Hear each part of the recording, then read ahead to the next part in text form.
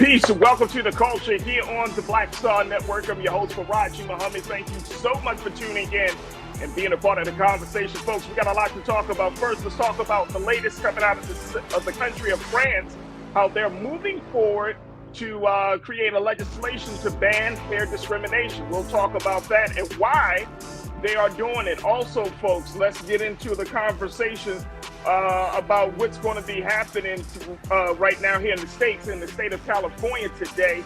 California fast food workers are going to get a raise to $20 per hour. I'm going to ask the question, crew, should fast food workers get a raise all across the country? We want to hear your take on that. And later on, we check in with Dr. Bridges for this week's Reclaim Your Wellness with Dr. Bridges. Stay with us. It's all happening on today's edition of The Culture here on the Black Star Network. Let's go.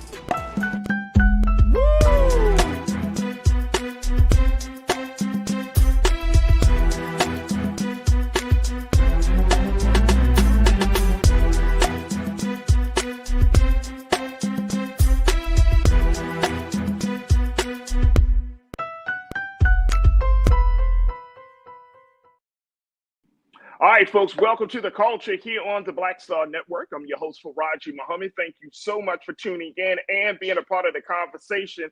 Happy Monday, folks. Happy Monday. I hope you had a safe, enjoyable, faithful, peaceful weekend, holiday weekend, and for Resurrection Sunday over the weekend. Some of you may have the day off today, and others may have to go back to work. I'm back to work. But I hope that you had some good time to reflect and, more importantly, spend some time with your family and those who are close to you for this special holiday weekend. And I appreciate y'all for tuning right back into the culture here on the Black Star Network.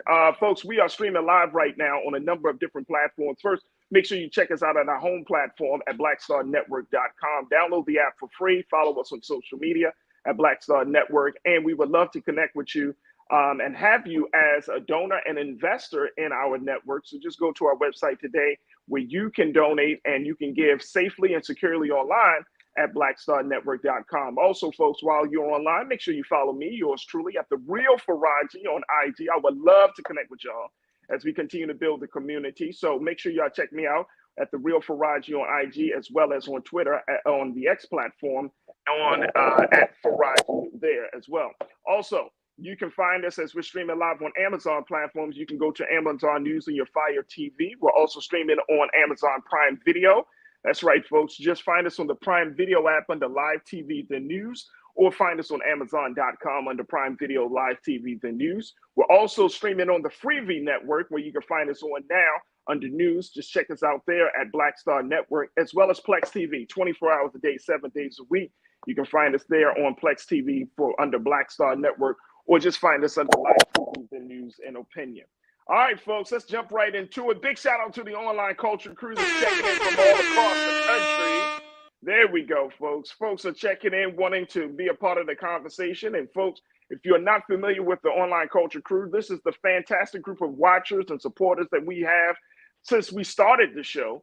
And it's an opportunity for you to be involved in the conversation. So if you want to say something, jump on either Big Brother Roland Martin's Facebook page or his YouTube channel and jump in the chat there and be a part of the online culture crew. All right, let me just start the conversation looking at the situation in France, in the country of France, as they're looking forward to moving to ban hair discrimination. Yeah, folks.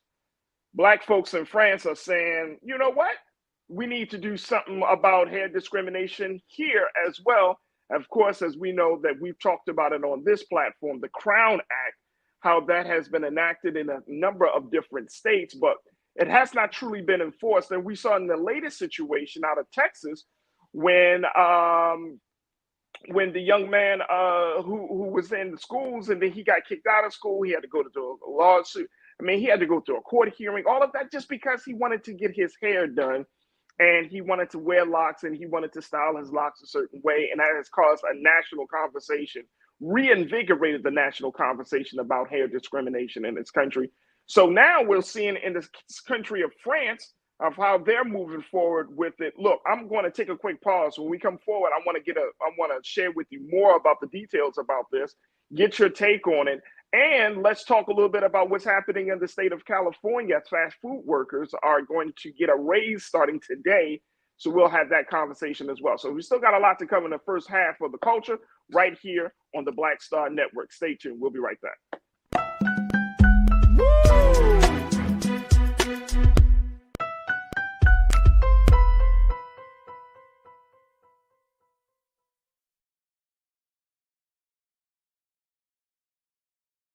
Fanbase is pioneering a new era of social media and investment. This next generation social app has already raised $10 million and has just opened a new round to invest. For details on how to invest, visit startengine.com/fanbase or scan the QR code.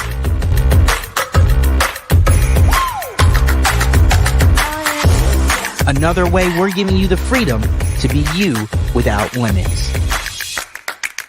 As bad as Trump was, his economy was worse, and Black America felt it the most. He cut health insurance while giving tax breaks to the wealthy and big business. He stoked racial violence, attacked voting rights, and if reelected, vowed to be a dictator and, quote, get revenge. We can't go back. As president, I put money in pockets, creating millions of new jobs, and capped the cost of insulin at $35 a month. There's a lot more to do, but we can do it together. I'm Joe Biden, and I approve this message. Game on. State of the Union 2024. Huge night for President Joe Biden. This was a CVS receipts type of night. He dragged the hell out of the Supreme Court. And he said, y'all gonna see the power of women. Trump's brain is melting as we speak. We want to organize from a place of strength. There's no confusion whatsoever about what they've done and what they plan to do. What Donald Trump is doing is presenting a fallacy. He is convincing them that he's all in it for them, when in fact he's all in it for himself. We do not feel Joe Biden, in spite of the success that have taken place during this administration economically. There are too many things where we do not feel like he's had our back. You should also be investing in the barbershops and the beauty salons and the hookah bars and the folks who are going to the club, and there's a way to actually get them registered because we've done it before. But if you don't have folks who understand that dynamic, then you're missing a big opportunity. So we said we just celebrated.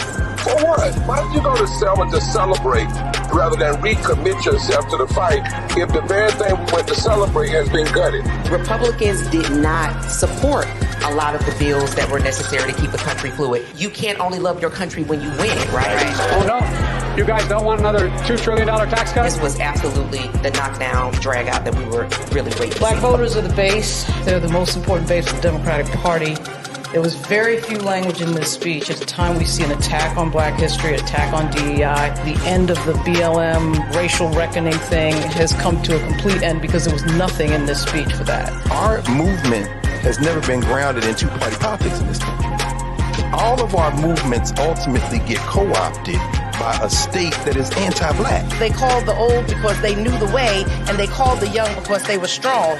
And I believe there is a good combination of that. But we can have ideas and we can have visions and dreams, but we have to have our young people also working beside us because they are strong and they will run that race and they will run it to the end. Activists, organizers, and young people have been pushing this administration to be on the right side of history and to do something about the issues that they care about. While the Ukraine and Palestine are critical issues, they are not the only global issues. Not a single Black person who should ever let it come out their mouth that I'm tired. Because there is somebody else who came before us who didn't stop fighting.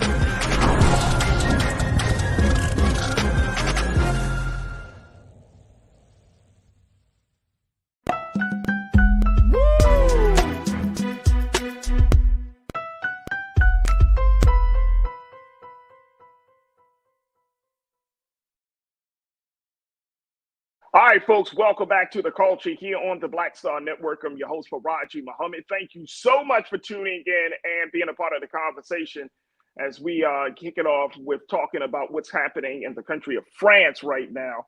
France is just a little bit under the spotlight because they're moving forward on passing a bill to ban hair discrimination. And this is the same thing that we've been seeing, of course, in this country around the Crown Act and the the lack of enforcement and the I would say the kind of the wishy-washy interpretation of what this bill means, especially in areas like we saw in the state of Texas and other places. But France is saying that they're moving forward on this because they said they wanted to hope that the groundbreaking bill sends a message of support to Black people and others who have faced hostility in the workplace and beyond because of their hair. Can you believe that? This is happening in the state of France. Now, take a look at this. Here's a little bit of what we got from NBC News. So just the first paragraph talks about this, how the groundbreaking bill still sends this message of support. So they're standing in solidarity with Black folks in this country.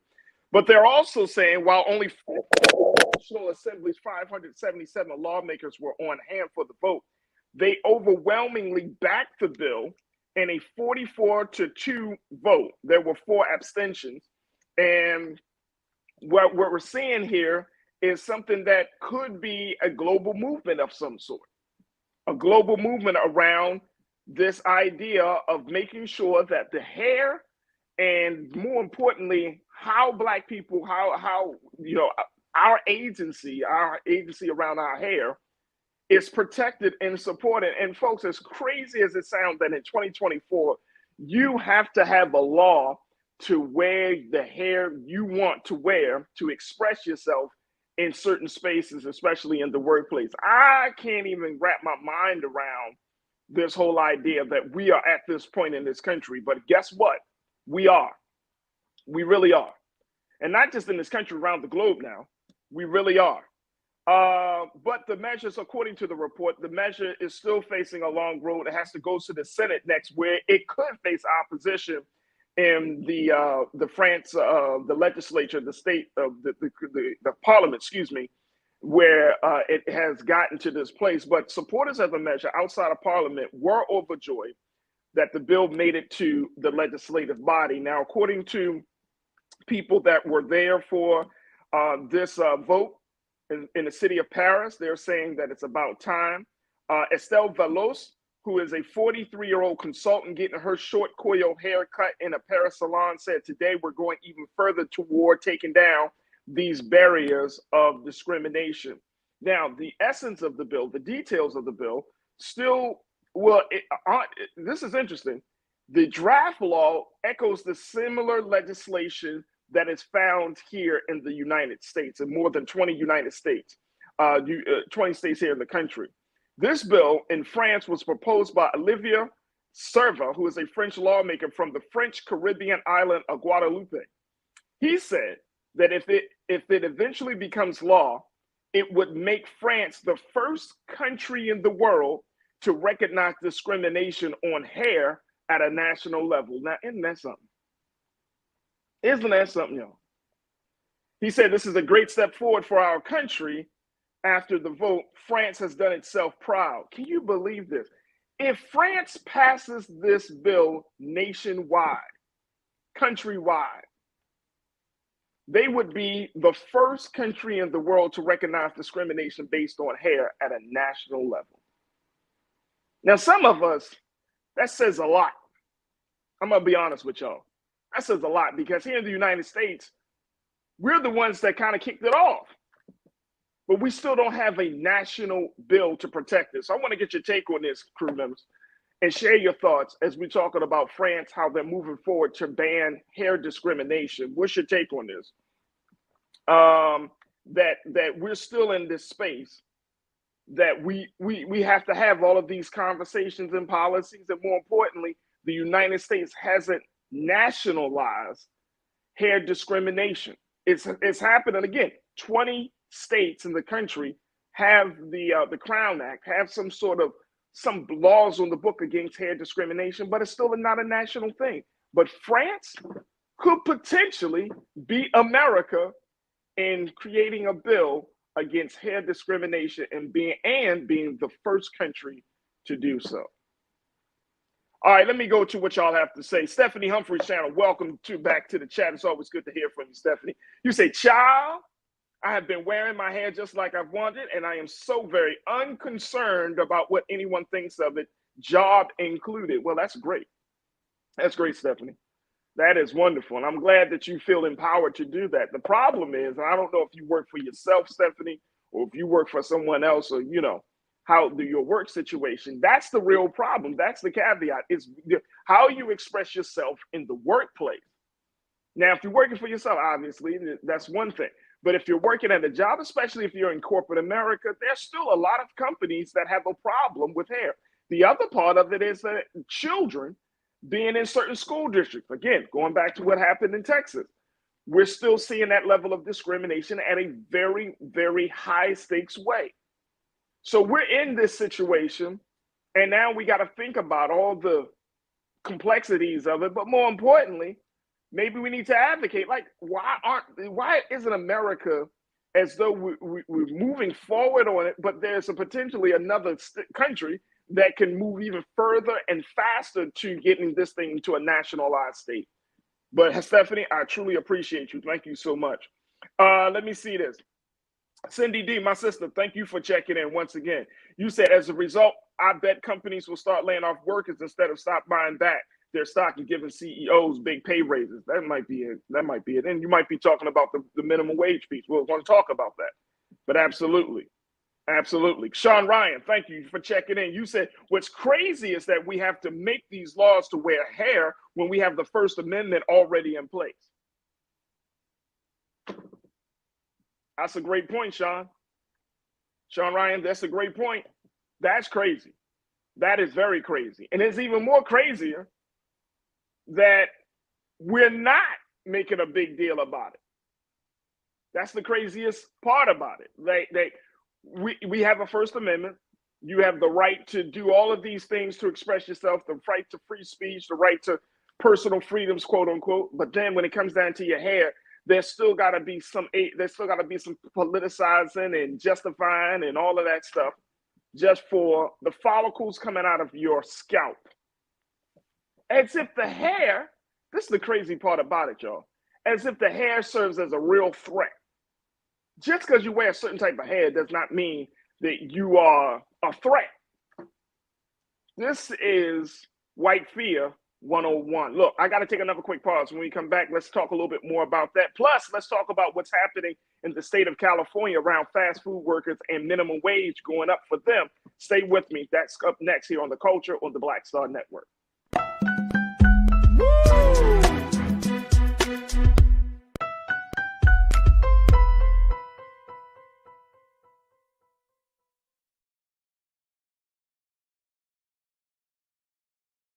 Fanbase is pioneering a new era of social media and investment. This next generation social app has already raised $10 million and has just opened a new round to invest. For details on how to invest, visit startengine.com/fanbase or scan the QR code.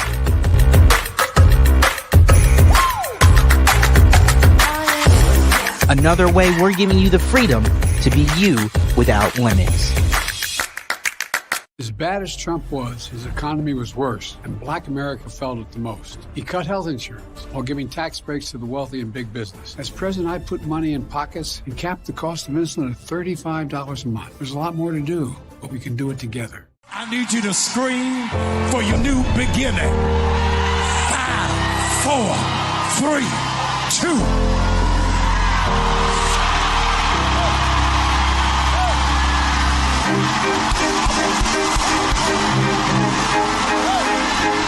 I need you to shout for it. I need you to shout for it. It won't always be like this. Sooner or later, it's gonna work in your brother's favor, in your sister's favor. They shall not die. They shall not die. They shall not die. I want you to embrace somebody and tell them welcome to the greatest season of your life. Hug somebody, welcome.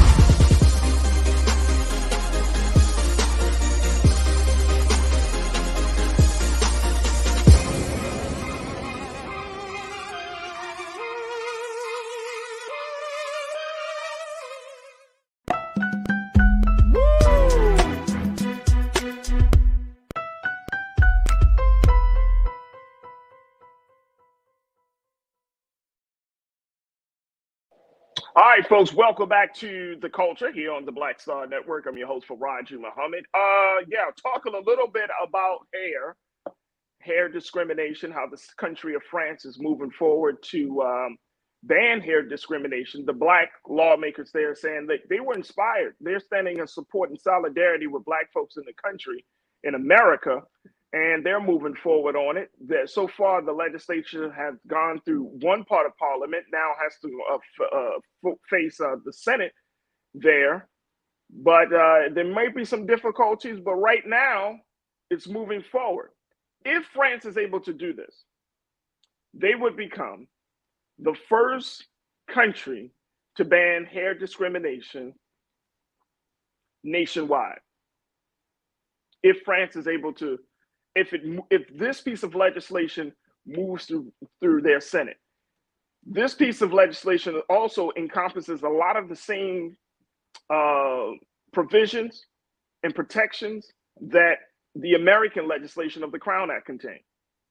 So if they make it, if it goes through all the way on a national level, they will be the first country to do so on the globe. First country to do so, which is mind-blowing considering that, again, they were inspired by the Crown Act here in the country, here in America. And they're moving at a faster rate than we are. Oh my gosh. Nicole, my sister, checking in. Nicole, thank you for being a part of the conversation. You said the attack on our hair is as black people is a continual attack on our humanity. Absolutely. It's an attack on our humanity. It's an attack on our agency and our possession of our own body. It's an attack on our personal freedom and expression. It's an attack. It is an all-out attack. But black people in France, black lawmakers in France are saying, look, maybe we can get the ball running.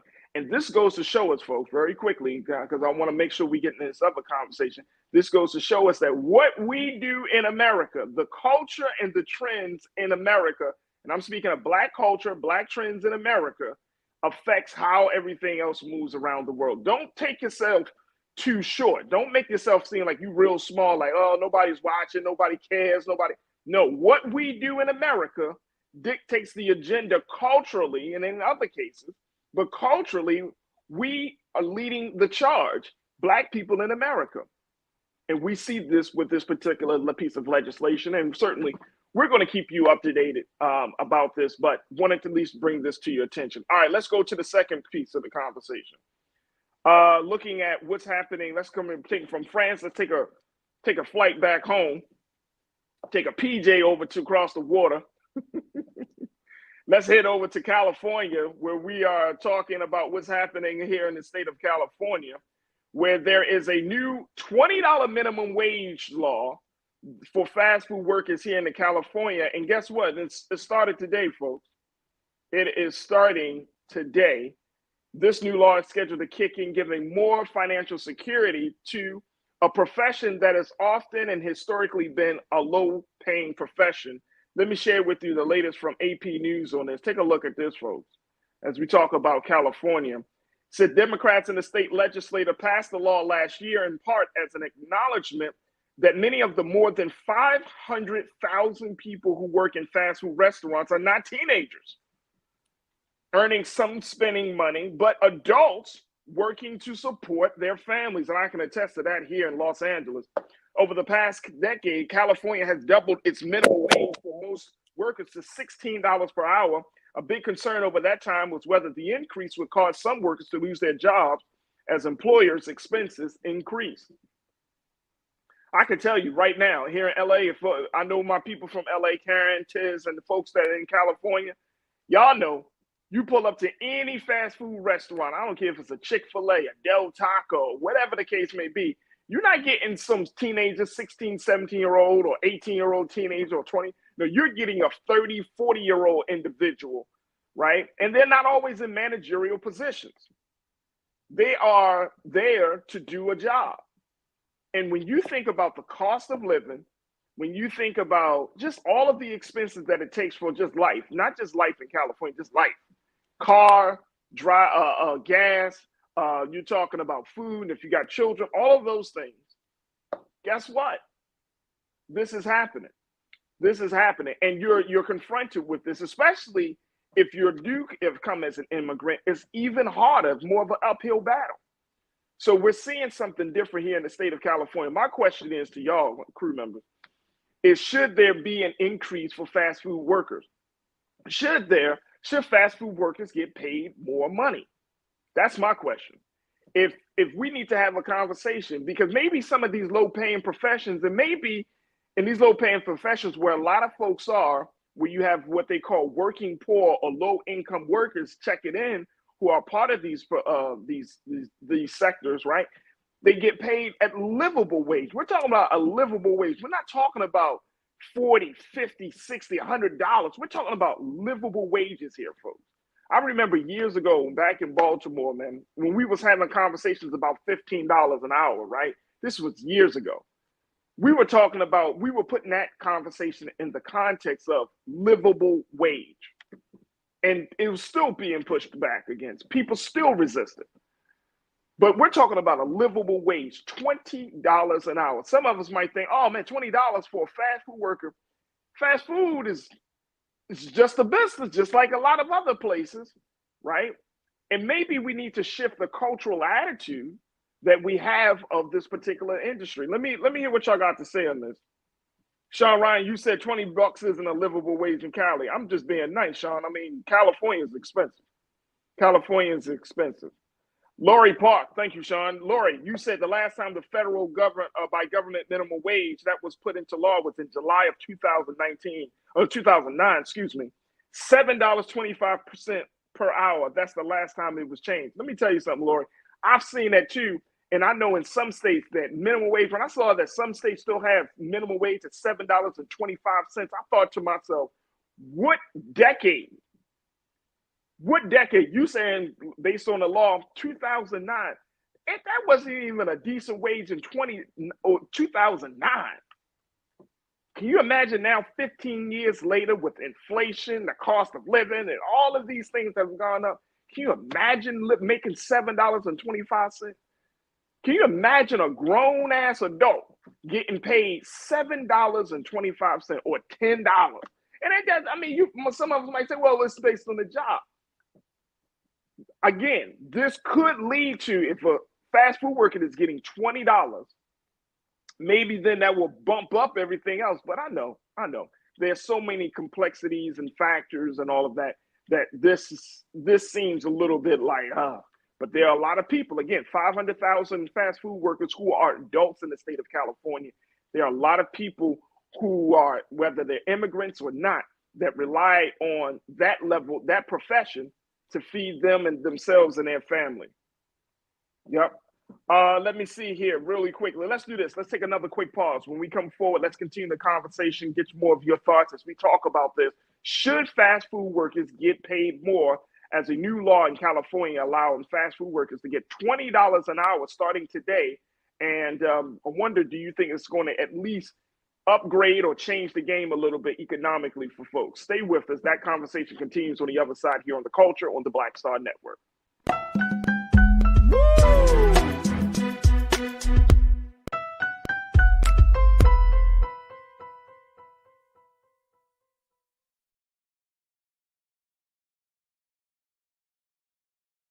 Fanbase is pioneering a new era of social media and investment.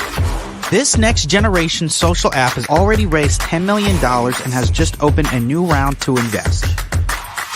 For details on how to invest, visit startengine.com/fanbase or scan the QR code.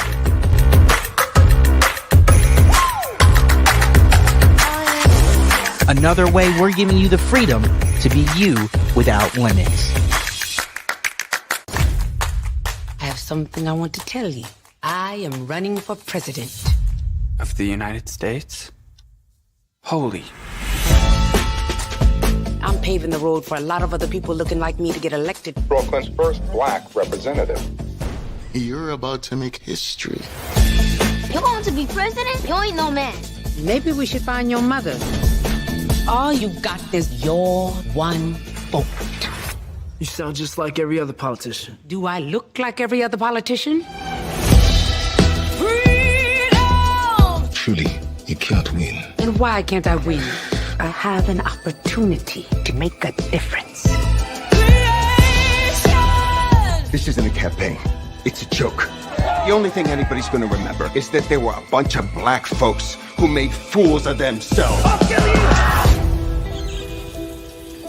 See too much suffering. And I don't know how to not try. We're living it proud. I don't think I'm special.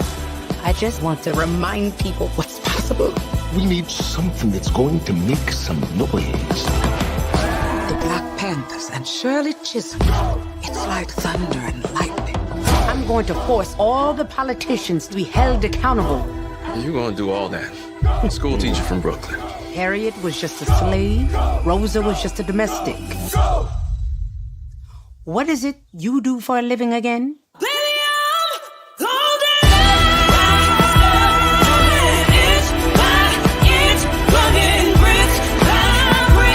The people of America are watching us.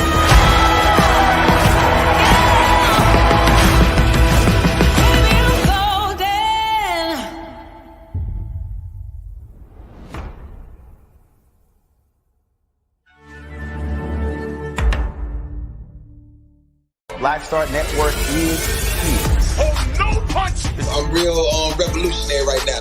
Thank you for being the voice of Black America. All momentum we have now, we have to keep this going. The video looks phenomenal. See, there's a difference between Black Star Network and black-owned media and something like CNN. You can't be black-owned media and be scared. It's time to be smart. Bring your eyeballs home. You dig?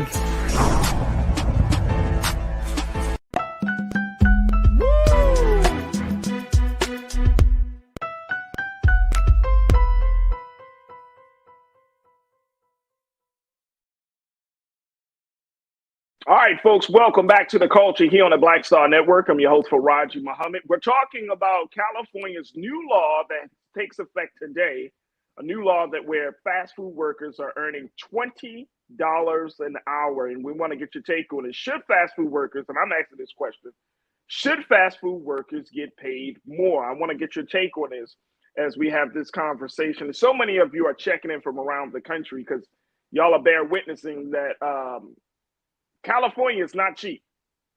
I can tell you that right now. California is not cheap. But California isn't the only state that's not cheap. We're starting to see a rise in the cost of living around the country, especially in states and in cities where a lot of Black folks are. You know, whether you're talking about California, whether you're talking about Texas, where a lot of our people are, down in Houston. You're talking about down in Atlanta, Georgia. A lot of our folks that are in New York City has checked in today and say, look, man, New York is expensive too. So a lot of where our people are, and most of our people, there is a lot of concern about this. Let me just share with you what y'all are saying. Pretty Brown Mimi 726, my sister, thank you for checking in. You said the cost of living in Florida is high, Farajii. So I know in California it's even higher. $20 an hour is like $50,000 a year. Pay all essential workers much more than that. Right. Essential workers need to be paid more. I agree with you there on that one, Pretty Brown Meme. Thank you so much for checking in. Let me see. Ming Lee, Natasha Serge, you said, why is it just California? Why isn't this nationwide on your side? I like how you put that. I don't know how it's not nationwide. People are fighting against $15 an hour now. If you think about it now, and we talked a little bit about this earlier, if $15, if it was $7.25, we jump up to $15 now. Look how long that took to get from a $7.25 minimum wage to $15 an hour. That means that $15 an hour would need to really change to $20 within the next couple of years, 25, maybe 30. But you're talking about cities and states where lawmakers don't deem this to be important. That's what we're essentially talking about. We're talking about that. Cindy D, you say people live off those jobs. They are single women, men, and married couples have to have two jobs to survive That's the problem. Should be an increase for everyone, Farajii. Cindy D, I could not agree with you more. And that's what I'm saying. Look, we think that it's just teenagers. Man, it's not just about teenagers anymore. This is about adults, grown folk, right? Grown men and women who are just trying. And look, again, I don't want us to look down on, because some of us have a tendency to say, oh man, well, they just fast food workers, blah, blah, blah. They just working in the food industry. The food industry in general has always suffered. You know what I mean? I remember years ago, I used to work in the restaurant industry. I was a busboy, then I was a server. And people are, the culture then versus the culture now, in terms of tips, in terms of deals. I mean, now it's much harder. It is much harder in the food industry to get money. And I'm talking about those sit-down type of restaurants. Now, fast food workers, Matt, look how long it took the industry to even get to this place in the state of California. And like Ming said, now we got to look at this thing nationwide. And it's going to be a real problem. Let me just pull up a couple of other things before we take our next pause here very quickly. Now, a couple of you, I think, Cindy, you made the point that the industry is not happy with some things. And that is true.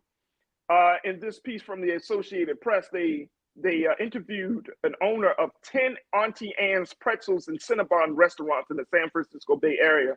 His name is Alex Johnson.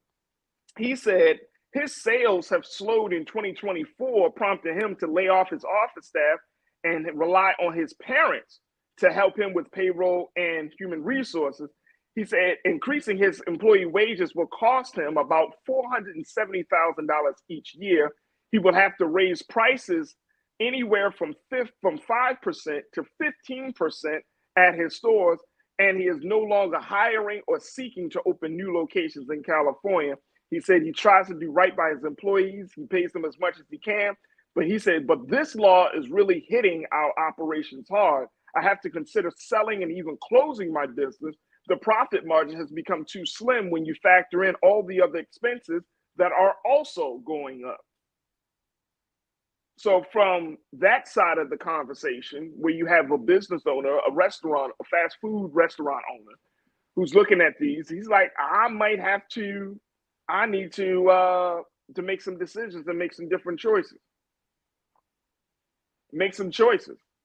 So I don't know, will this $20 an hour cause a decline in hiring, because we're finding that, like Alex Johnson and others who own like, you know, some of these restaurants, that they can't afford it. The expenses are too high. And some people are saying, like, this is going to be a real burden for the industry. Now, the Restaurant and Food Association here in the state of California, they have agreed to this, but it's coming down to those franchise owners. And when those franchise owners have to do their budgets and figure it all out, like Alex Johnson, it's going to be a hard decision. It's going to be a lot of red tapes and red lines on that budget. So we're going to have to see. We're going to have to see. I'm for giving people more money, especially if you work hard, if you do this day in and day out. In some of these restaurants, if you've never been to LA or in some San Fran or any other city in the state of California, these restaurants don't close at 9 o'clock. We got McDonald's that opens till literally 24 hours. Some of them close 2 and 3 in the morning. So if you're putting all this time in, you want to get your money's worth. More importantly, you taking time all away from your family. You want to come home with a decent check. I get it. I understand it. And I think it's the right thing to do. Now we got to see if the other industries fall in line. Look, I got to take another quick pause when we come forward. Let's switch gears, talk about health and wellness with Dr. Bridget on the other side. Stay tuned. It's The Culture here on the Black Star Network.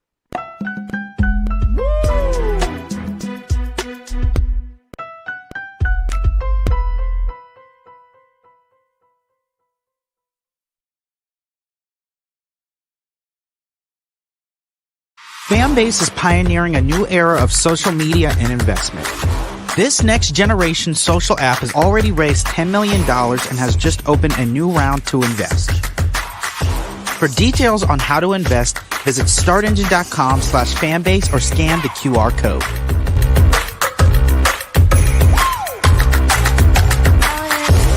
Another way we're giving you the freedom to be you without limits. As bad as Trump was, his economy was worse, and black America felt it the most. He cut health insurance while giving tax breaks to the wealthy and big business. He stoked racial violence, attacked voting rights, and if reelected, vowed to be a dictator and, quote, get revenge. We can't go back. As president, I put money in pockets, creating millions of new jobs, and capped the cost of insulin at $35 a month. There's a lot more to do, but we can do it together. I'm Joe Biden, and I approve this message. Terry and I, we couldn't play in the white clubs in Minnesota. It felt like such a, strength through adversity type moment that I think black people just have to go through. We have to figure it out. Right. We make lemons out of lemonade. But there's a reason we rented a ballroom, did our own show, promoted it, got like 1,500 people to come out. Clubs were sitting empty. They were like, "Where's everybody at?" And I said, "They're down watching the band you wouldn't hire." So it taught us not only that we had the talent of musicians, but we also had have the talent of entrepreneurship. It wasn't like a seat at the table. It's like, no, let's build the table. That's right. We got to build the table. And, That's right. And that was the thing. And of course, after that, we got all kinds of offers. Of course. Right, to come play in the clubs. But we didn't do it. We said, "No, we good." No, we're good. We're good. And that's what put us on a path of national. And of course, when Prince made it, then it was like, okay, we see it can be done.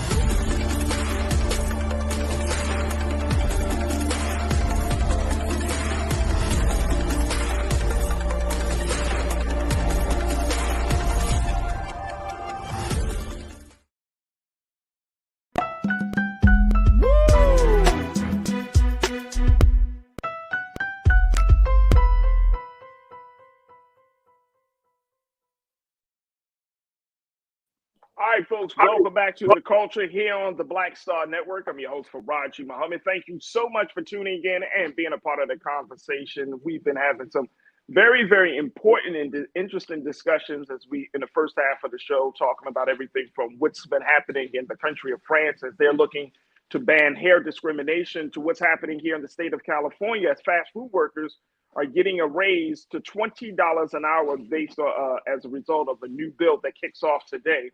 So we want you to continue to join us in those conversations, and we'll keep you posted about the developments of all of those stories. But as we do that, folks, make sure you stay tuned because in a few moments, we're going to be checking in with Dr. Bridget for this week's Reclaim Your Wellness. But I wanted to let you know, again, that we're streaming on a number of different platforms. You can check us out on our home platform at blackstarnetwork.com. Just go to our website today, download the app for free at Black Star Network. And we ask that you follow us on social media as well. And we ask that you become an investor and a donor to the work that we're doing. We would love to have you as a donor, an investor, as a stakeholder, just someone who will financially support us because your support means all the world to us. So you can just go to our website today at blackstarnetwork.com and support us. And we thank you for your love. All right, folks, now let's check in with Dr. Bridget, who is our family physician, cannabis expert, author, and for this week's Reclaim Your Wellness with Dr. Bridget.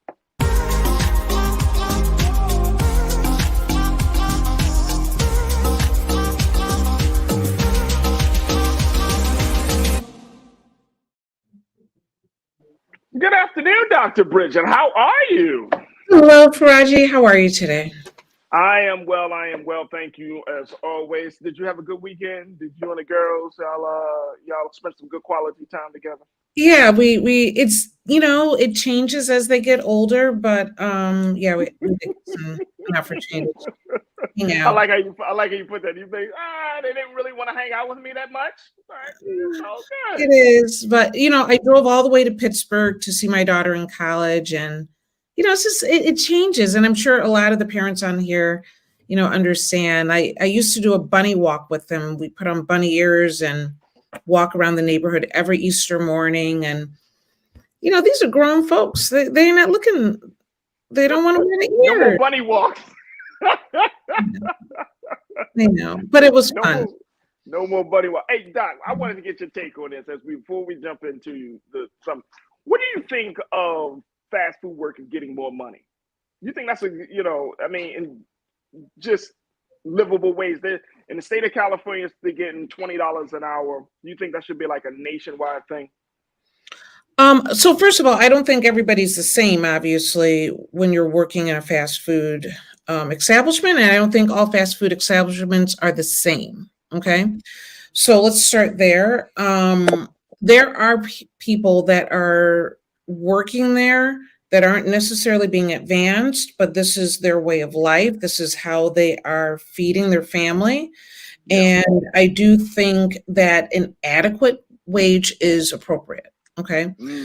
But you have teenagers where this is their first job, shouldn't necessarily be getting paid what a 50-year-old who really might have had a hard time in life, and now they're back on their feet and this is what they're doing, and I realize sometimes it's hard to say you should pay someone differently based on their experiences, but everyone's bringing something different to the table. So in America, you should be able to work maybe 1.5 jobs and make a living, but we're so far from that now. It's even crazy. No, it's not even. It's really crazy. And you know what, Doc? Maybe at some point, I don't know when, we should have a conversation about the toll that has taken on all of us, our minds, our bodies, our health and welfare, because it is crazy. Like if you got to get 3 jobs just to make it through the day, or just to make it through the, over a 2-week period, something is inherently wrong. Something is wrong. Something is really wrong. 2 jobs, it's kind of 2 jobs even pushing it. Depends on what the 2 jobs are, right? Depending on what the 2 jobs are. I get it. Right.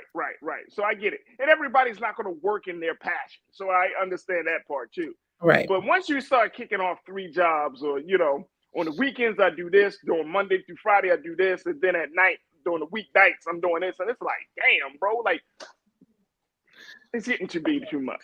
It's too much, and honestly, who's raising the kids? And the kids can't raise themselves.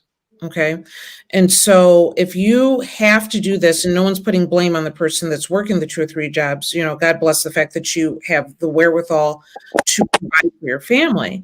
But who's raising the kids? Who's looking after the grandparents? Who's looking after you?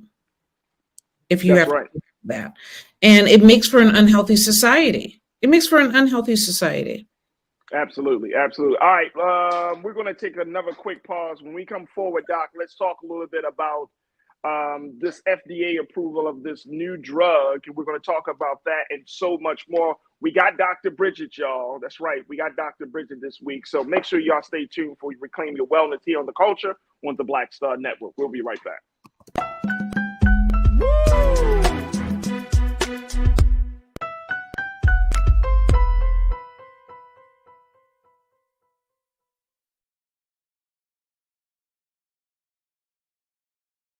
Fanbase is pioneering a new era of social media and investment. This next generation social app has already raised $10 million and has just opened a new round to invest. For details on how to invest, visit startengine.com/fanbase or scan the QR code.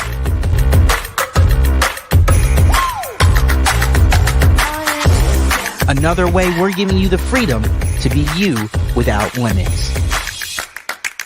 As bad as Trump was, his economy was worse, and Black America felt it the most. He cut health insurance while giving tax breaks to the wealthy and big business. As president, I put money in pockets and capped the cost of insulin at $35 a month. There's a lot more to do, but we can do it together. When you talk about blackness and what happens in black culture, you're about covering these things that matter to us, speaking to our issues and concerns. This is a genuine people-powered movement. There's a lot of stuff that we're not getting. You get it, and you spread the word. We wish to plead our own cause.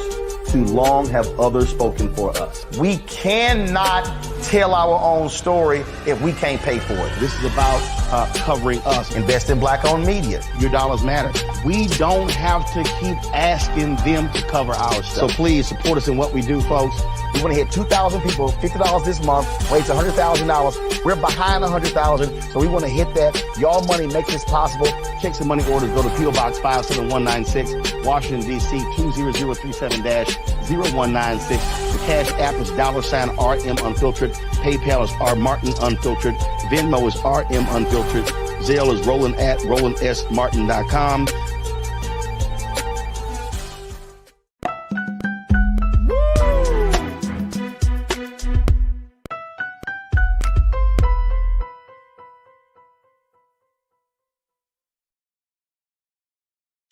All right, peace and welcome back to The Culture here on the Black Star Network. I'm your host, Farajii Muhammad. Thank you so much for tuning in and being a part of the conversation as we are now in our segment, Reclaiming Your Wellness with Dr. Bridget, and she is joining us once again. And she always joins us on Mondays, folks, at 4 p.m. Eastern Standard Time. So make sure y'all tune in and get ready for your questions as we have these conversations.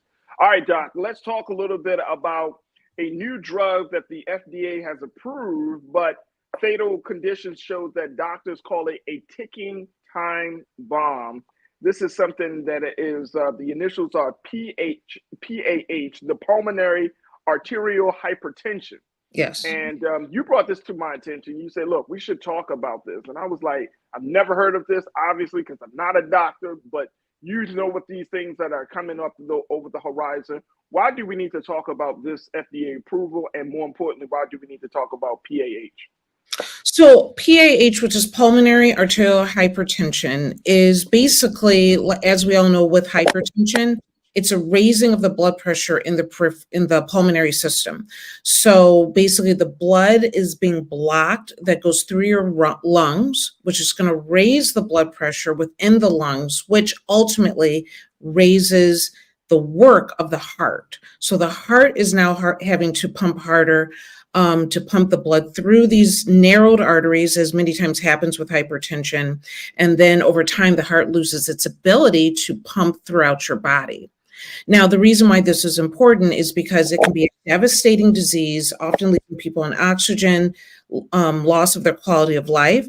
But 55% of PAH patients are African American. And so I felt it was something that we needed to talk about because many times this is not a commonplace term. And though it's not, it is definitely the more extensive part of the disease, it is still something that can affect so many. Yeah. The people that tend to get this tend to have like sometimes a congenital heart disease, but a connective tissue disease, but just coronary artery disease, atherosclerosis, high cholesterol in your arteries. They just have high blood pressure, period. Cirrhosis is another one. We have liver disease. And people that have just chronic lung diseases like emphysema, COPD. So you can see that you're starting off on one end with one disorder. And then because of the increased pressure and the narrowing of the arteries in the lungs, you end up with this, which can be devastating. So this new drug supposedly is supposed to really make a difference for people. And some patients have considered it a miracle drug. So worth discussing. So what do you, let me just throw out some data very quickly. PAH affects about 500 to 1,000 Americans each year, often women between the ages of 30 and 60. Now, this is according to the American Lung Association. So what do you, like, how does a person find out whether they have PAH? Because this is a serious situation. In the story that was noted that CNN wrote about this drug, they highlighted a woman named Katrina Berry who was diagnosed with PAH at the age of 25. She's a white woman at the age of 25 was diagnosed with this, but they told her, don't Google it.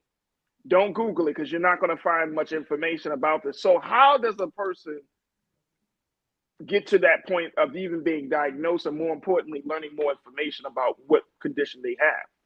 Absolutely. So first of all, you're probably starting with one of these other conditions that I mentioned. And so you might be getting a blood test that's showing blood clots. It might show extensive stress on your heart. And so we're looking at, why is your heart so stressed? Why is it working so much? Or you have severe anemia for an extensive period of time. But the gold standard as far as how you diagnose this is that when they're looking at everything and nothing seems to make sense, we end up doing a heart catheterization, more going towards the right side of the heart, and then they're being able to see the pressure is increased in the vessels going towards the lungs when they're doing this heart catheterization. So can doctors pick up on this, or do you need to go to a specialist for this?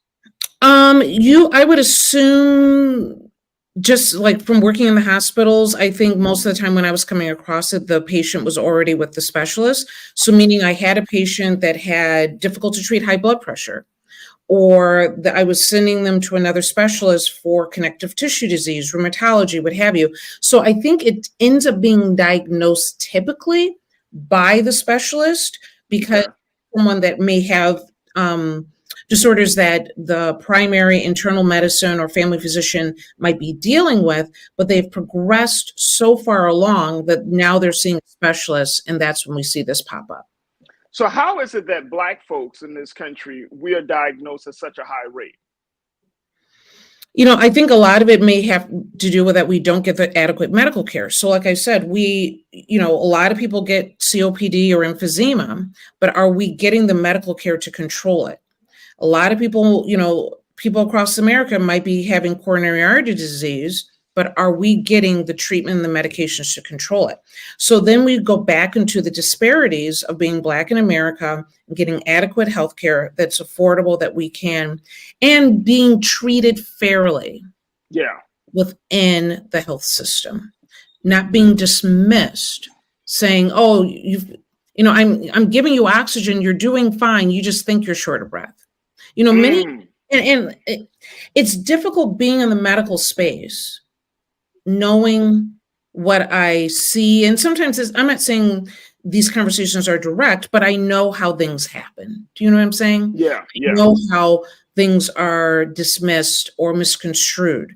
It takes the art of medicine to be able to listen to someone who might explain things differently. Yeah. To understand what that means in a medical context. So different ages, different experiences, and the anxiety that you have coming into the office. When I'm meeting someone, I have to take into consideration who you are, where you're coming from, and when you explain things, if I don't understand it the way that I typically understand it, I have to ask the questions until we're both meeting in the middle. When you're doing 7-minute visits, you don't have time to meet in the middle. And so people end up getting misdiagnosed. They get quick diagnoses. Okay, we'll come back in 2 weeks, because they're running behind with their schedule and they're going to get in trouble with the office or, what have you. They're exhausted from, being on call all night. The system is broken, is basically what I'm saying. Now, there are some people that I believe aren't meant to be in medicine, because you have to be unbiased and you have to be caring and you have to want to help people. And there's some people that got into the space that aren't like that. But I do believe, and this is one of our first conversations, when I first met you, Farajii, a lot of physicians leave medicine because they're burnt out. Right. Okay? And I make no excuse for it, but I do blame the system. I don't blame any physician or any one health system, that if you are pushing people to their limit, they are not going to do the job that they were meant to do. And you add in a racist, biased, sexist culture, and now you're running through people so quickly, you're not giving them the time they need to get to the right diagnosis and to get the right treatment.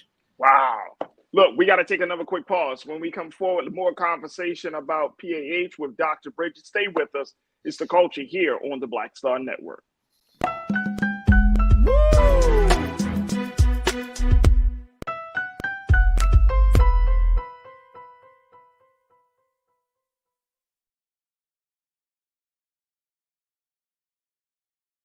As bad as Trump was, his economy was worse, and Black America felt it the most. He cut health insurance while giving tax breaks to the wealthy and big business. He stoked racial violence, attacked voting rights, and if reelected, vowed to be a dictator and, quote, get revenge.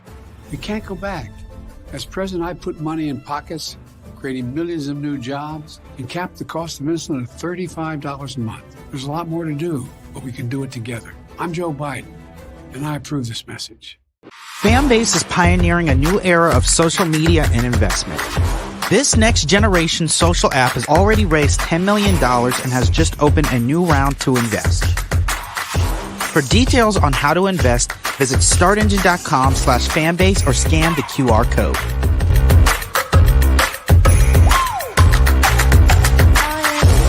Another way we're giving you the freedom to be you without limits.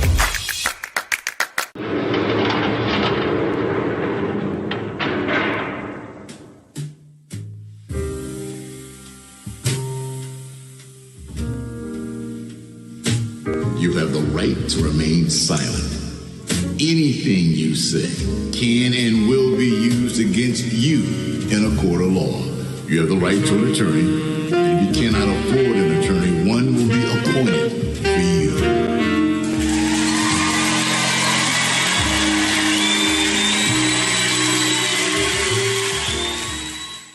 When you talk about blackness and what happens in black culture, we're about covering these things that matter to us, speaking to our issues and concerns. This is a genuine people-powered movement. There's a lot of stuff that we're not getting. You get it, and you spread the word. We wish to plead our own cause.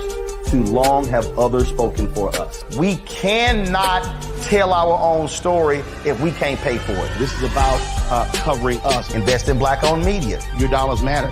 We don't have to keep asking them to cover our stuff. So please support us in what we do, folks. We want to hit 2,000 people, $50 this month, raise $100,000. We're behind 100,000, so we want to hit that. Y'all money makes this possible. Checks and money orders go to P.O. Box 57196, Washington, D.C. 20037-0196. The Cash App is $RM Unfiltered. PayPal is R Martin Unfiltered. Venmo is RM Unfiltered. Zelle is Roland at RolandSMartin.com.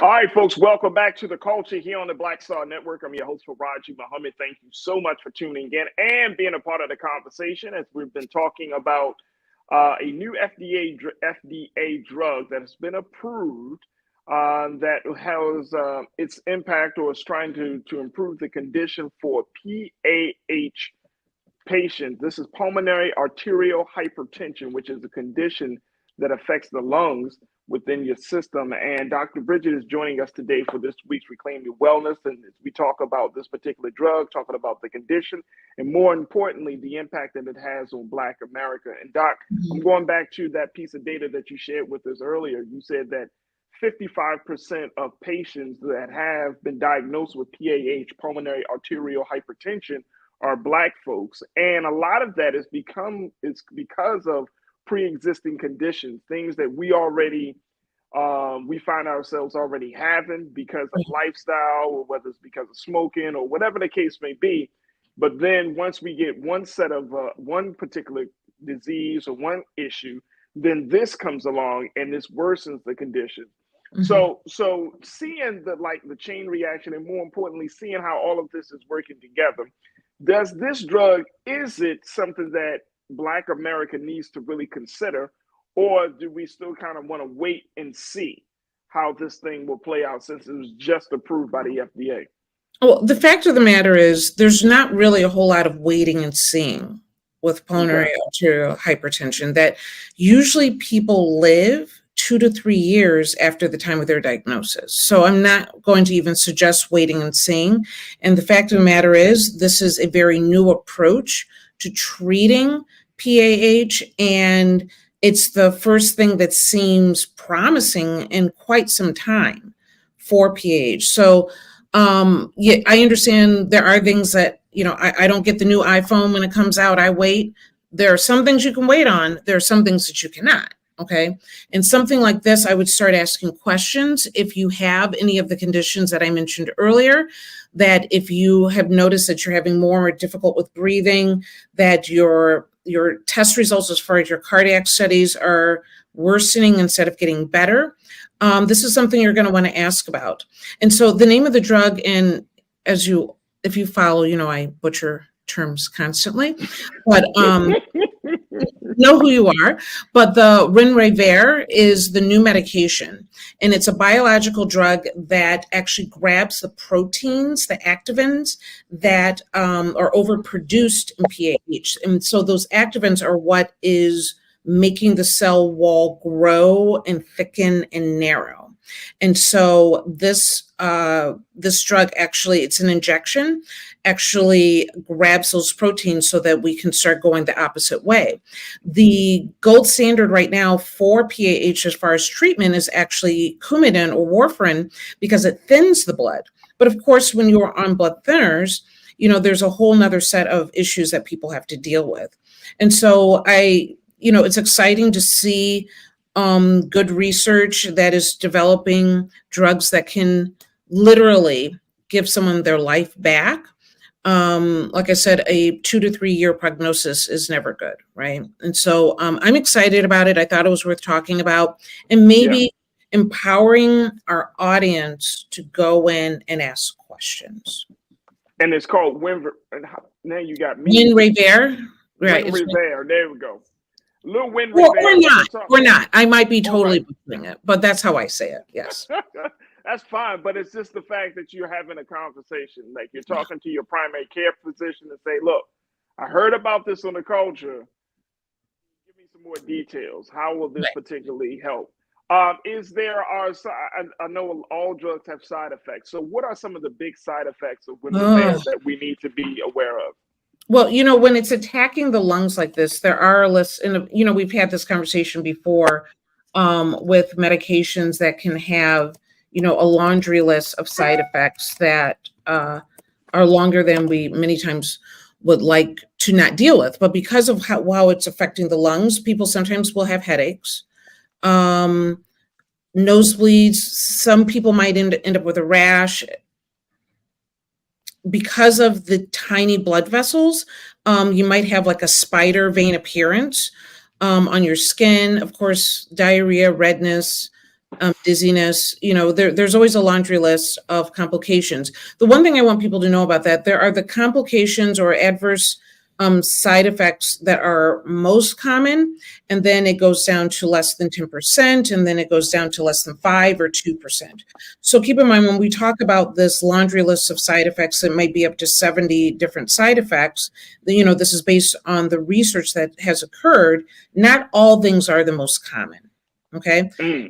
Don't let anyone ever dismiss you with the side effect. And if someone immediately says, oh, that doesn't happen with that, ask them to look it up. And you know what? Nowadays you can look it up yourself, and ask, is this a side effect? And just because it happens in less than 2% does not mean it doesn't happen to you. So don't let people talk you out of what you're feeling. And honestly, that leads even to our second conversation. But let me say, don't let people talk you out of what is true. Absolutely. And Winrevair, how can folks, is this something that's over the counter, or is this something, how will this be administered? No, it's an injection that it comes in, I believe, 2 different doses. And like I said, you'll go into your primary care, you'll go into your specialist, have a conversation about your cardiac disease, about your lung disease, and make sure that have one conversation about PAH. Have one conversation saying, I heard about it. What is the likelihood of me getting this? Am I on that road? These are the things I'm experiencing, and kind of go from there. That's what I'm talking about. This is why we need to have you on, because stuff like this comes out and we need to have at least some conversation about it and get some insight from it. So I truly appreciate you for bringing this to our attention, Doc. And I know that there's going to be a lot more conversation, but even more importantly, just to talk about PAH and talking about that condition, where a lot of our folks may not even know that this is something that is a serious thing. As doctors have said, it's a ticking time bomb. And so to have these conversations are very, very important, to say the least. So let me at least say, I want people to have an understanding of what to look for not just yourself, but your loved ones, right? So, and this is why I think it's important, because I had a conversation with a friend the other day. There are symptoms that you might be experiencing that you might be associating to some condition. It might be related to something else. Okay. So that's why self-diagnosis is dangerous, because you might be chalking it up to one thing and it's actually related to another. But if you're having shortness of breath, if you have fatigue, swelling, now who does this? Sounds like a lot. Everyone, at least I know at some age point or another, right? If they're having dizziness, chest pain, heart palpitations, if their lips and fingers turn blue, or they complain about them being super cold, and they're having issues with coughing, they don't have to have all of those. But if they're having some of those and they have some of these other conditions that I mentioned, go in and have a conversation. There it is right there. And if necessary, get 2 or 3 different opinions. I always welcome a second opinion. It's nothing on me for you to take care of yourself. And so if you have a doctor that gets an attitude and it hurts their ego that you want a second opinion, then that's not your doctor. Because I never feel threatened if someone wants a second opinion. Let's do that, because you have to feel comfortable. I know what I'm talking about. Yeah. But you have to feel comfortable. And it's my job to make sure you're comfortable. And let's bring in some friends and let them take a look at it. And if I'm wrong, God bless the fact that you knew something wasn't right. And if I am right, that's just what I do. But don't let anyone talk you out of a second opinion because of their ego. There it is right there. All right, we got to take another quick pause. When we come back, let's switch gears a little bit and let's talk about sexual assault and abuse. Considering there's so much about this in the news, from everything from the latest situation with the allegations against Diddy to even that documentary about Nickelodeon, Quiet on the Set, sexual assault and abuse is back at the forefront. It's a conversation that we don't want to have, and it's a conversation we're going to have here with Dr. Bridget. Stay with us. It's The Culture here on the Black Star Network.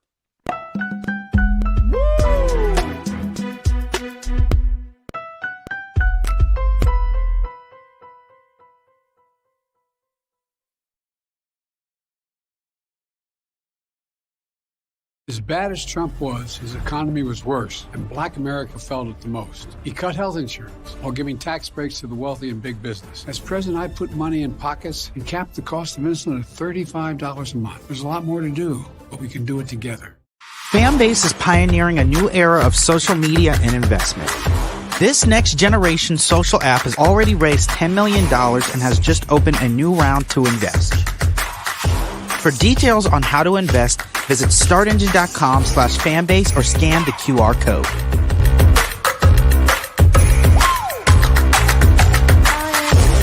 Another way we're giving you the freedom to be you without limits. Black Star Network is here. Oh, no punch! I'm real revolutionary right now. Thank you for being the voice of Black America. All momentum we have now, we have to keep this going. The video looks phenomenal. See, there's a difference between Black Star Network and black-owned media and something like CNN. You can't be black-owned media and be scared. It's time to be smart. Bring your eyeballs home. You dig?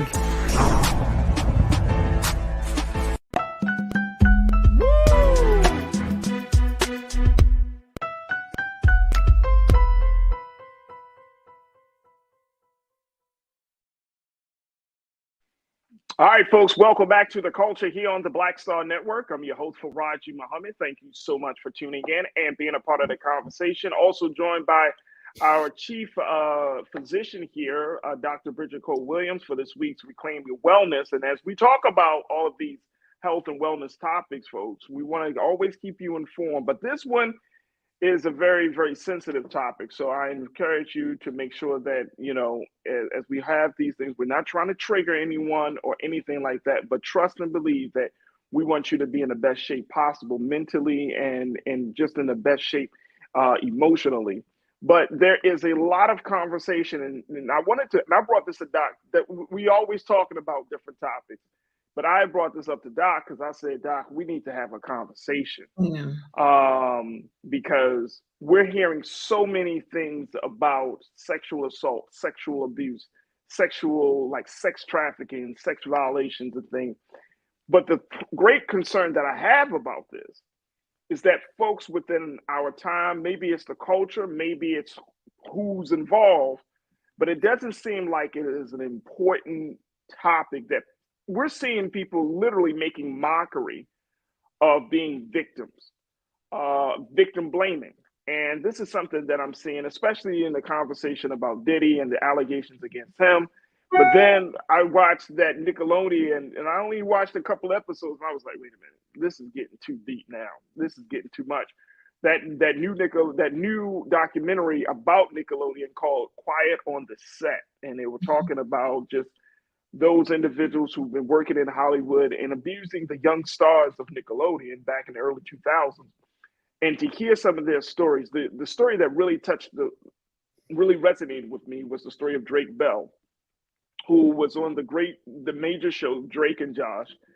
And he's a grown man, got a wife, and has moved on. But he details his experience of being sexually abused by the dialogue coach that he worked with, Brian Peck, that led to Brian Peck being arrested, but only serving a couple of months in prison for essentially sexually assaulting a 14-year-old, or in that time, 15-year-old boy. And I wanted to have this because I'm like, are we taking this thing seriously? Like in America, you can't, it feels harder and harder to be a victim. Mm-hmm. That when you are a victim, people put the blame on you. When you are a victim, there is so many questions that you have to answer before somebody, quote unquote, believe your story. So first, I want to kind of get your take on this. Where do you see this conversation? And I know we have, sometimes you have some of the biggest names in Hollywood that are involved in these stories, or the biggest names in entertainment or politics or whatever. But how do you see this situation as a family physician? Do you come up against, do you have clients or rather patients that that come to you because of this type of stuff, or what? Absolutely. No, I respect how you opened up this conversation because it can be incredibly triggering for people. This is the ongoing saga that we started with the Me Too movement in Hollywood. Now we're hitting the music industry. We need, as much as I hate seeing it and it turns my stomach, we actually need more of this. But the problem is that we bring this up, people get paid off, they, face the allegations. Some people may go to jail or prison, what have you, but we never get to the core. The core is the victim, and the core is what is going on in society that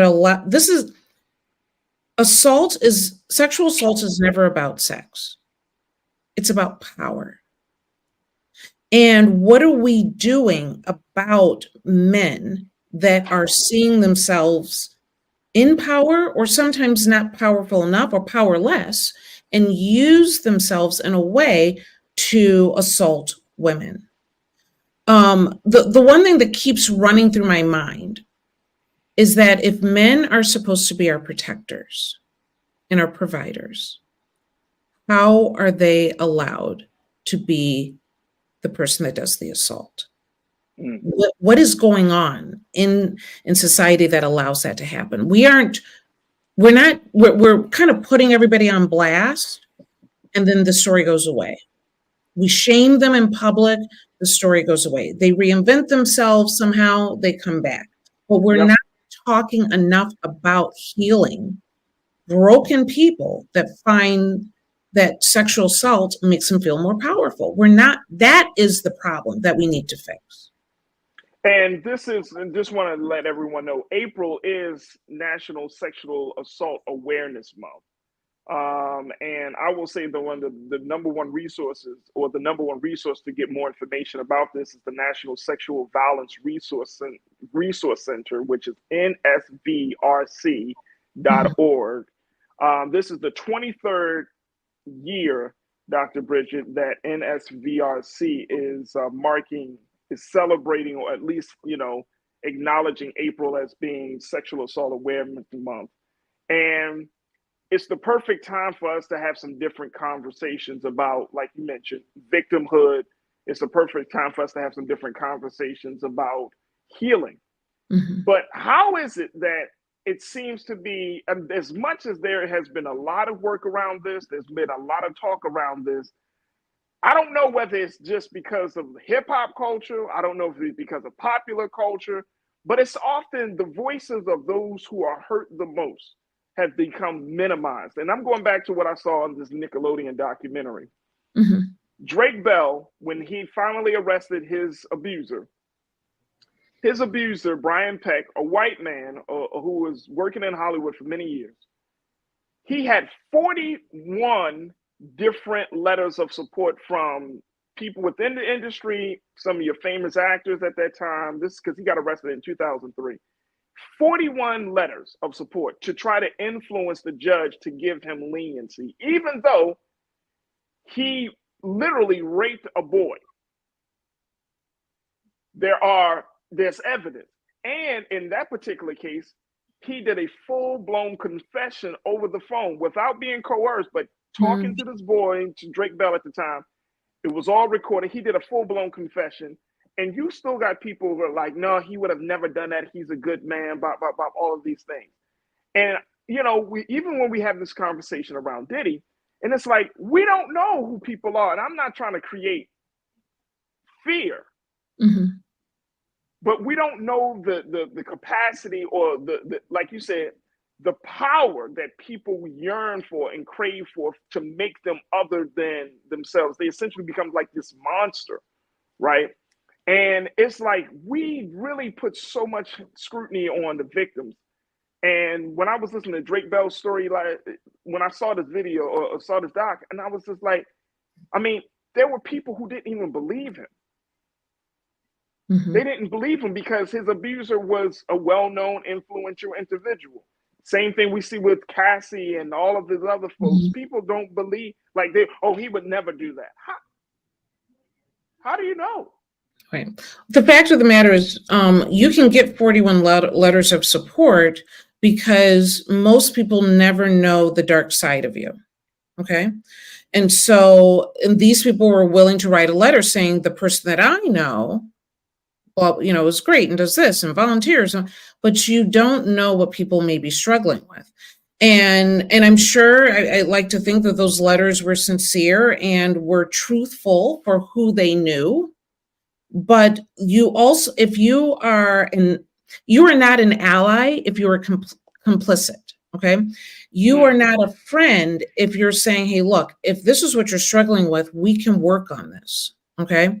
Because these people are doing something very coarse, and they are sometimes, whether you want to see them as being troubled or misguided, but whatever it may be, we need to stop the assailant from misusing the power that they have, and that letting them know this does not make you more powerful. This is a weakness. This is subversive and grotesque what these people are doing. And we're not doing that work. We just kind of throw them away, and eventually they come back and, they look different, they act different. But, remember, it used to be if a celebrity did something in the news, they went to rehab. They're not even going to rehab anymore. Right. We don't even say that anymore. People are literally, if they pay it off, or they go to jail for some period of time. But we used to at least say, oh, they went to rehab to work on this, that, and we're not even doing that anymore. We need to put the energy and the money into changing how these people are thinking. And if you are a friend, you they're doing this, and Diddy got a lot of folks that knew what he was doing, you can't be supportive of any women in your life if you're complicit with this behavior. Oh, I agree with you 100%. I agree with you 100%. Look, we got to take our next pause, and on the other side, we're going to continue the conversation. It's April is Sexual Awareness Sexual Abuse Awareness Month. Who else checked in that said this? The Stephanie Humphrey channel, you said, thank you for highlighting this, Brother Farajii and Dr. Bridget. April is also Child Abuse Prevention Month. So you have two big issues same vein. in the same month. We're going to continue to talk about this on the other side. Stay with us, folks. It's The Culture here on the Black Star Network.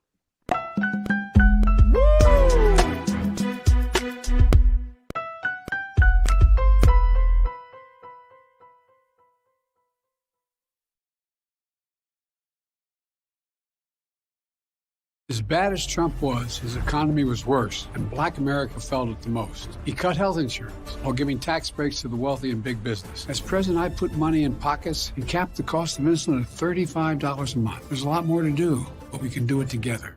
Fanbase is pioneering a new era of social media and investment. This next generation social app has already raised $10 million and has just opened a new round to invest. For details on how to invest, visit startengine.com/fanbase or scan the QR code.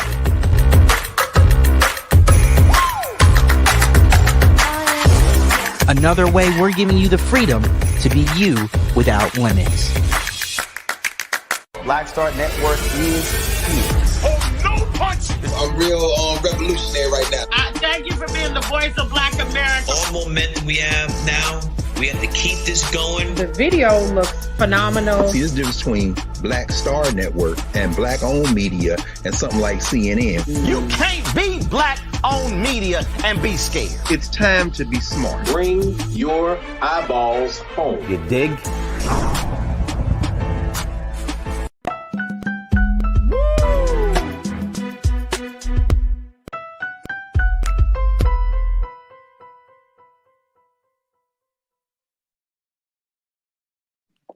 All right, folks, welcome back to The Culture here on the Black Star Network. I'm your host, Farajii Muhammad, joined by Dr. Bridget for this week's Reclaim Your Wellness, as April marks the official 23rd anniversary of Sexual Assault Awareness Month. This is the month that was started by the National Sexual Violence Resource Center 23 years ago. And it is a month where there should be different conversations had about sexual assault in this country, about how we can empower victims to speak up, about how we can hold people accountable, those abusers and perpetrators, and more importantly, how we can change the conversation about ending sexual violence in this country. Dr. Bridget, from a medical professional like yourself, right, what are some of the things that we need to start to either look for, or what are some of the things that we need to start to do to at least change the conversation about sexual violence? So number one, I just want to bring up some numbers so that people have an understanding that 1 in 4 women have experienced some form of rape. 1 in 3 women have experienced sexual harassment in a public place.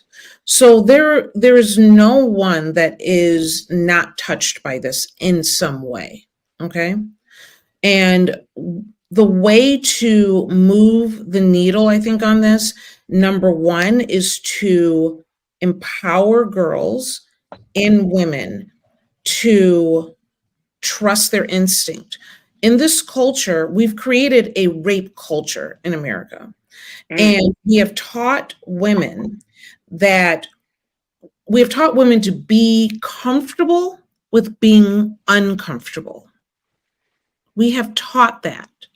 We have taught women to not rely on their instincts of this is not an okay situation, because now you're the whiner and you're the complainer and you're being, uppity, and why don't you want to do this and come along with. It is not okay to be uncomfortable. Do not forget your instincts. They will not fail you. Okay. And so number one, it's really teaching women and girls to believe in their own sense of self and that they have value. Okay. With men, like I said, if they're supposed to be the protector, why do we allow them to be the violator? Okay. And if men need to learn, what does power mean? What is it? And we need to have more men doing the rewiring and the retraining of men. Because a woman coming into that situation is not going to be the same effect as a man saying, dude, what are you doing? Right. And there's another way of going. And so we need to empower good men to rewire these men of power. I suspect there's a lot of horrible situations that go along with the Hollywood industry, the music industry. And I'm curious, where are we going to be, hitting next? And so we need to be able to take these individuals. Listen, 12-year-old girls, 14, they should not be flying across the country without their parents. Yeah. And you hear story over and over again that some star, some producer, some manager says, hey, mom, I'm going to protect your daughter, and they whisk her away in hopes that they become the star that can bring the money home, that their daughter lives their dreams. We need to be more protective of our youth. And we need, if we see bad behavior, because you don't go from 0 to 100 like that. That type of behavior is inching in little by little before something happens. That needs to be cut off. We have a very toxic, over-sexualized music industry that allows young girls to be in this situation, okay? We need to start taking care of our own. And this is not a rap issue. This is white, black, this is all across the board. I can go through a list of people of every genre that have, had accusations. We need to teach, if we have been powerless, and many times in the Black community, let me go back to this. If we have been in a country where we've been seen as powerless, and many times Black men their power has been taken, and they've had to be subjected to being less than to be in white America, many times people that are not well guided, when they get power, they abuse that power because they don't know how to manage. We need to be better mentors for our men and for our women, for that matter. We need to have better guidance. And when you have a bad apple, that bad apple is going to make all the other apples bad too in the barrel. Absolutely. Need good guidance for incredible, talented people that have been given an opportunity, but they abuse that opportunity because they didn't have good guidance. Or that they abuse that opportunity, Doc, because the culture in which they grew up in is not open to for their voices to be heard, right? You know what I mean? Like when you're talking about that 12-year-old girl or 14-year-old girl or something, and I've heard grown-ass men and women say this, well, what was she doing? What was she doing in the room? Or what was she doing talking to him? Or what was she doing? Why did and it's like, wait a minute, hold up, y'all. Hold up. Think back to when you were 12 and 14. And did you think everything through? I know I didn't. No. Did you consider? Did you say, oh, you know what? This celebrity, even though they're rich and famous, but there's a possibility that this celebrity can hurt me. Right. We don't talk about celebrities that way. We accept the fact that if you're on TV, if you're in the news, if people see you in a favorable light in a public way, right, that you're safe. When in reality, that's not the case.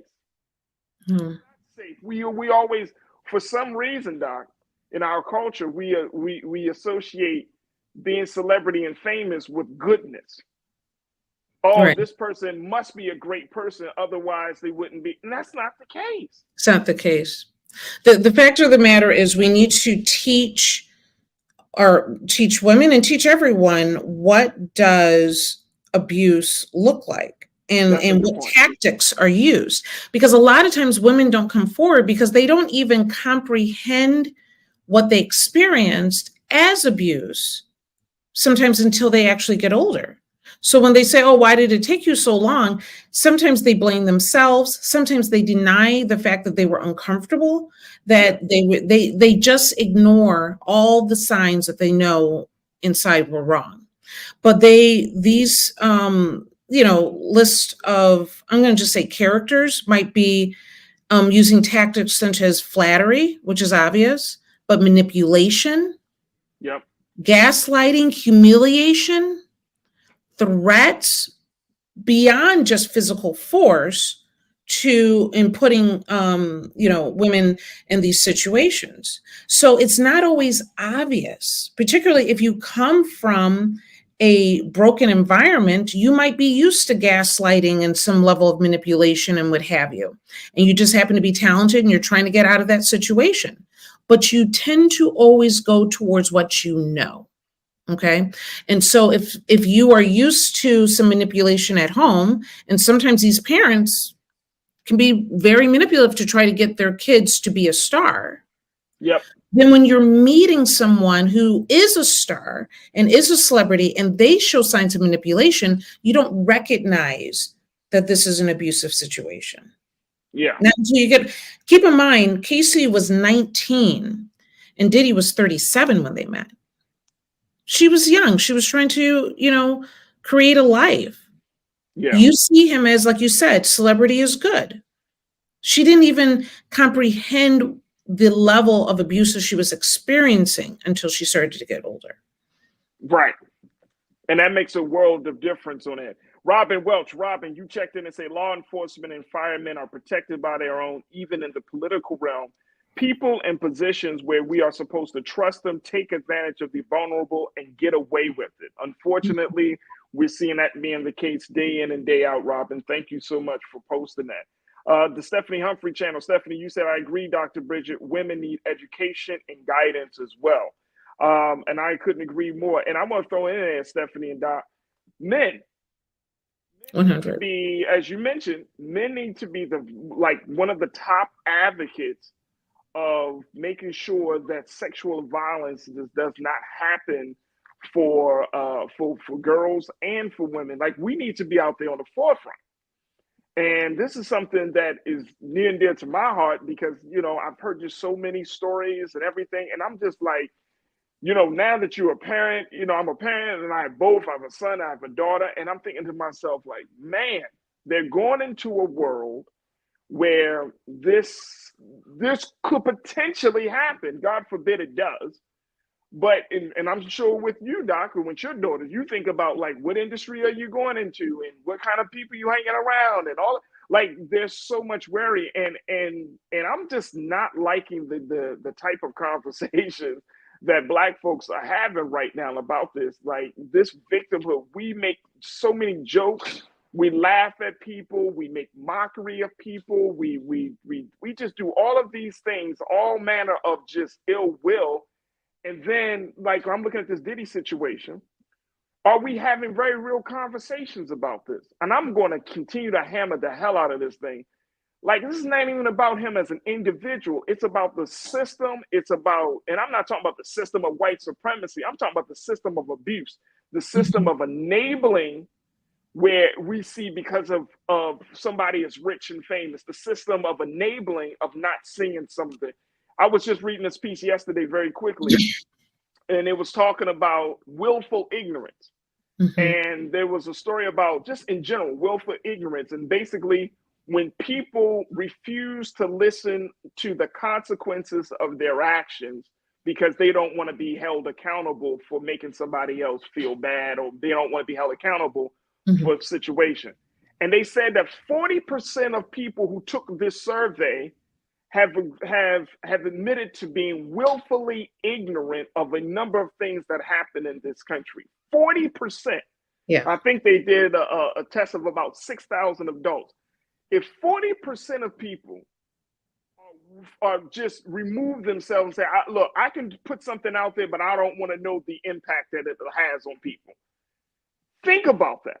That we're positioning, and are we putting ourselves and our children in harm's way because we choose not to see, or we choose not to understand, to truly understand that our actions cause consequences, or our actions has ramifications and implications. That are we choosing to be willfully ignorant about certain issues? Like, we don't want to see it. No, it couldn't happen. No, I mean, talking now, you're talking to us. Right. Some of us might say, oh, yeah, I mean, yeah, obviously I stay next to my children. But think about how many Black people in this country, think about families, think about, just go through a community, a Black community on an average day, on a warm day. See how many children are out there and see how many parents are there. See how many girls walk into the store by themselves. Right. And you don't want to create a situation of fear, but the fact of the matter is we need to, but you know what? If mom and dad are working 3 jobs, what are we doing? Do you see what I'm saying? And so we need to empower our girls. We need to have the same, philosophy. If you see something, say something. We should feel safe in our own community with our own people. That's right. If you are a man and you are not acting as a protector in your community, of your family, of your siblings, of the lady next door, that is a man. Yeah. And if your friend is oh Lord, I was about to say something wrong, but is that dude? Say something. If someone is coming to you and gossiping about, oh, this happened at this party and can you believe it? The next question is, and what did you do about it? Because you're just as bad if you don't do something. Say something. Yeah. Break up the situation. Make sure that girl is in a safe situation. And sometimes you know better than she does. Get her out of that situation. And this happens to boys too. It does. It really does. It happens to boys. And from the stories that I've read, Doc, and I know we don't have time to go into it, but all this month, God willing, we're going to be, dedicate some more time to having this discussion. Men are raped, boys are molested and sexually abused, and it does a world of damage to boys and that grow up into men who become either perpetrators. They become, they end up with high suicide rates. I mean, the impact is just heart-wrenching.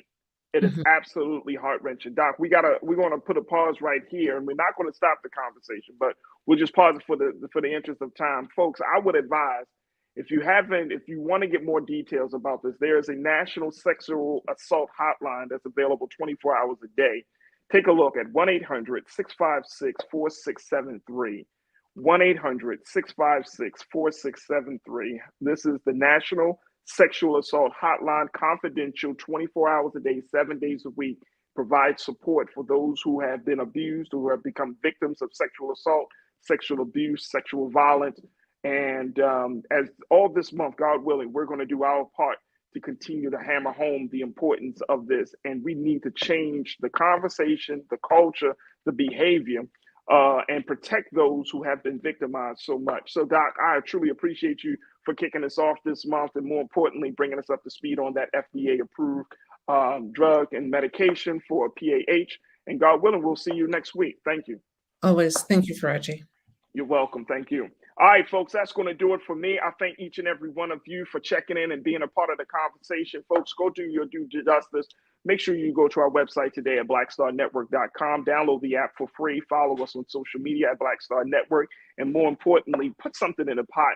If you're enjoying what you heard, the content that we're providing each and every day, make sure you do your due justice, be an investor and stakeholder in this movement that we call Black Star Network. Also, follow me on social media at The Real Farajii on Instagram, as well on the X platform at Farajii, and I would love to connect with you there. Stay tuned. Up next, 6 p.m. Eastern Time is Roland Martin Unfiltered. As always, never be afraid to challenge what's wrong. Stand for what's right while being yourself in the process. God willing, we'll talk tomorrow for another exciting edition of The Culture, right here, only here on the Black Star Network. Talk to you soon. Peace.